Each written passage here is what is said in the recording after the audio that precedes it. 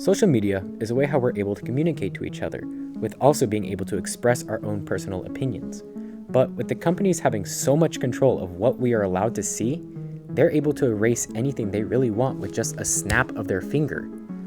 And as a newly elected member of Congress, it's my priority to cancel culture. Social media companies and their practices called for Eminem to be canceled. I've said where the rights and wrongs were. Censoring content, whether you like it or not, is a bastion of democracy.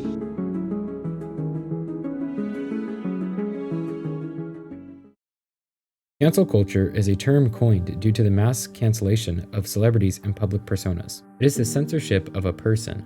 Our society is so dependent on social media that the removal from platforms becomes detrimental.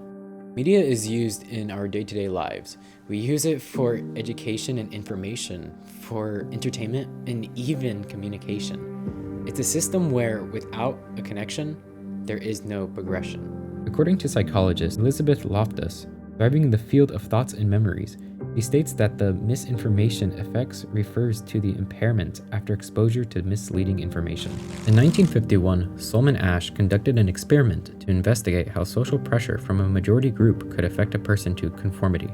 50 male students from Swarthmore College were told to complete a line judgment task. Select the line that best matches the target line, but 7 of the 8 students in each experiment were instructed to select the incorrect answer out loud each time. The real participant would sit at the end of the row and answer last. Two. The subject denies the evidence of his own eyes and yields to group influence. The experiment concluded that 75% of the participants gave in at least once. Celebrities are constantly being deplatformed, their voices removed. Amber Heard was dropped from movie roles and lost an enormous following due to the controversy with Johnny Depp. She was later exposed to have been regularly abusing him, both mentally and physically. She threw the large bottle, and then I looked down and realized that the tip of my finger had been severed. On the other hand, world-renowned author J.K. Rowling was canceled.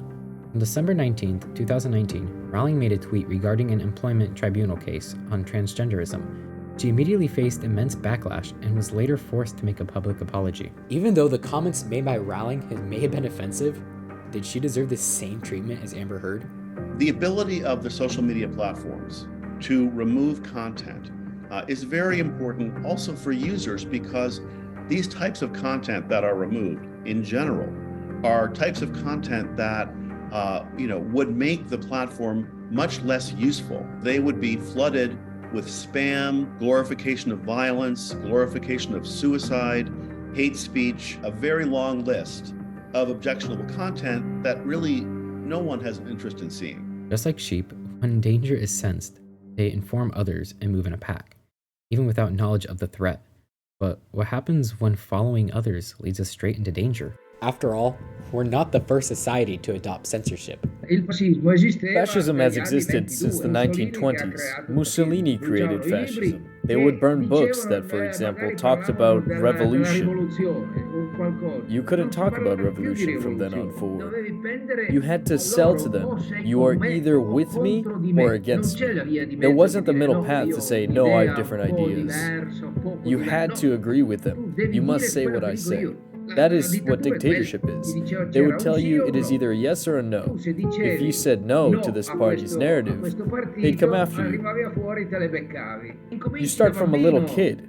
They'd indoctrinate you to wrap you around it, from lunch to dinner to when you go take a shower. It's like the morning routine and nightly routine. It is the same thing. At any moment, you must have the party's ideas in mind. Media molds the minds of the public. It is what we use as citizens to be informed. Allowing the cancellation of certain viewpoints only opens the doors to manipulation of the populace. Wokeness is not when you care about police brutality. I care deeply about that. To be woke is to take on Ibrahim Kendi's mandate that everything is either racist or anti-racist. We are constantly seeing the censorship of only one perspective, one form of thinking constantly being silenced. So, the owner of a newspaper, they would want the biggest readership possible. So it was sort of in their financial interest to keep the news reporting very middle of the road. The problem with digital media is that success is measured in terms of engagement. We all know that the most engaged people online are the most extreme. A variety of perspectives allow people to come together and discuss their views. It allows us to advance society. Without discussion, there is no advancement. Without opposition, there is no need to improve. Cancel culture opens the door for someone with ill intent to control the mass public. Right now, we are seeing our country being divided.